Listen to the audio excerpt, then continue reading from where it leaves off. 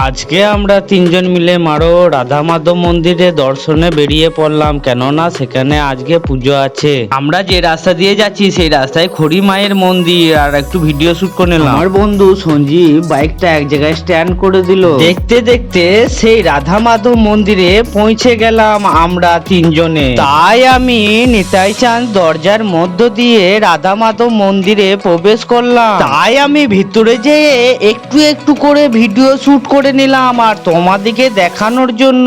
রাধা মাধবের মন্দিরের ভিতরটা এত সুন্দর সাজাইছে, তা আমার খুবই ভালো লাগলো। রাধা মাধবের ভিতরে গিয়ে আমি কৃষ্ণর দর্শন করে নিলাম, আর কৃষ্ণর দর্শন করার পর মনে হচ্ছিল যে একবার বলি হরে কৃষ্ণ হরে হরে, হরে কৃষ্ণ হরে হরে। আর তোমরা যদি না এসে থাকো একবার মারো গ্রামে রাধা মাধবের মন্দির একবার হলেও ঘুরে যেও। আর আজকের মতো এইখানেই ব্লগটা শেষ করলাম। আমার ভিডিওটা যদি ভালো লেগে থাকে অল মাই ফ্রেন্ড একটি লাইক, একটি কমেন্ট, একটি শেয়ার করবেন। আর তোমরা অবশ্যই এসো, এলে তোমরা খুবই মিস করবে।